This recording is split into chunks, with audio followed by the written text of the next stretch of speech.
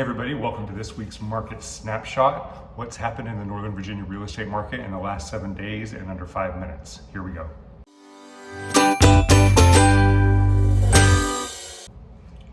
Okay, so as you can see, I'm shooting this snapshot. I'm not in a normal studio, I'm shooting it from an open house. We're out here in Old Town Alexandria, 911 South Lee Street. It's a beautiful townhouse out here, offered at $1.35 million, 4 bedrooms, 3 full baths, fantastic home. So if you would like to have a private tour, be sure to reach out to us. This is our first market snapshot of 2026, and it's been a couple weeks since we've done this, so we're going to look at what happened through the holidays with Christmas and everything, see what the market did, and then see what we can expect as we now enter into the new year.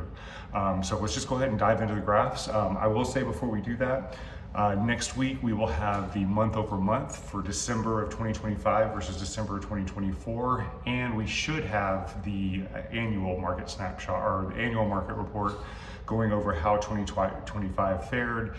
Did prices go up? Did they go down? What did it look like? So we should have all that information on next week's snapshot. For this week, we're just going over the last 7 days, and this is basically what's happened since the new year. All right, so let's dive into this.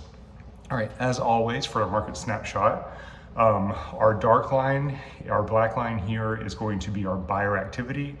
This represents our demand. Those are the properties that went under contract in the last 7 days. And you can see starting around Christmas, we had a sharp decline in properties going under contract. It's to be expected. Everybody was traveling, and we had a slight pickup after the new year. But the challenge here is there's not much that could happen here because inventory also, which is this teal line, these are the new properties that came onto the market. Inventory dropped dramatically around Christmas and into the new year. So we did have a sharp pickup in the last 7 days of inventory, which is typically what we'll see. You'll see that right here. Last year, same thing happened. And so we should expect to see our buyer activity starting to increase.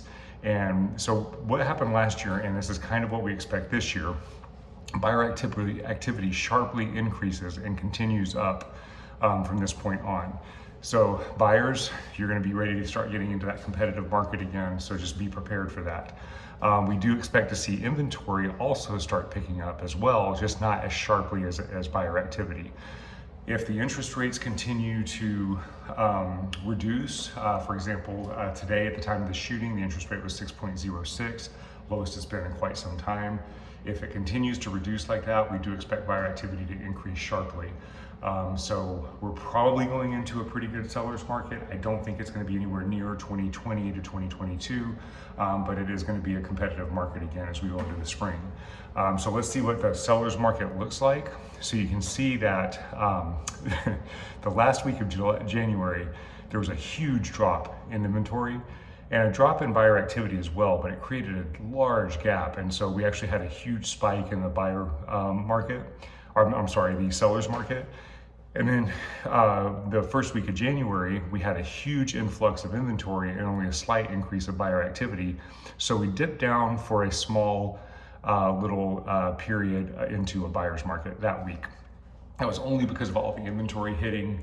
And by the time I ran this report, those properties had not had a chance to come under contract. Is this abnormal?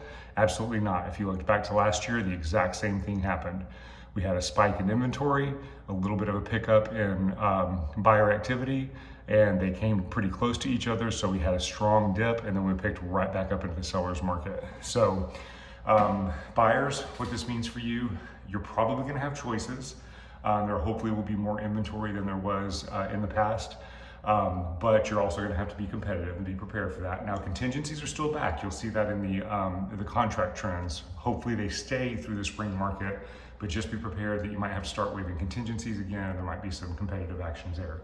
Sellers, if you're considering selling, you are entering into the prime market where there are the most buyers in the market. Now, you're also entering into the market where there's more sellers that are going to be coming onto the market. So you're going to be competing against other homes. So you can't just throw your house on the market and expect top dollar value. It's got to be priced right, prepared right, and have the condition meet where the price point is. If you do that, you're going to get top dollar for your property and it's going to sell quickly. Okay, so let's see what the contract trends look like. This is only 98 contracts, and this was the first week of January, so since January 1st. You can see that about 58% of the properties went at or above listing price. This is Northern Virginia only. At or above listing price. You can see that 43% went below listing price. You can see that 62% were on the market for 22 days or longer. Now, what's important about that is 58% of properties went at or above asking price, but only 38% went before that 21-day mark. We're seeing that ratio increase more and more.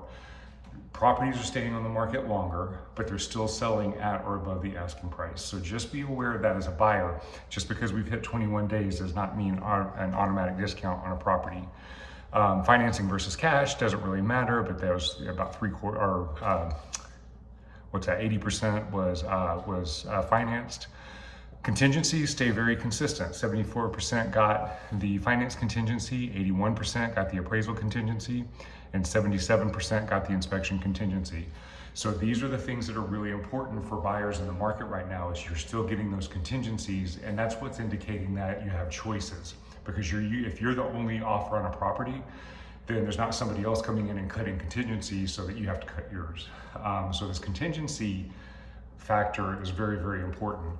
The only 23% of these offers on home inspections, either they were competitive, or the buyer did a pre-offer inspection, or something happened where they didn't have a home inspection contingency. So anyway, so right now it's a good market for buyers. If you're planning on buying in the spring, you might want to move your timeline a little bit forward so you can go ahead and get out there now. So hopefully you can get some of these contingencies and avoid the potential bidding wars.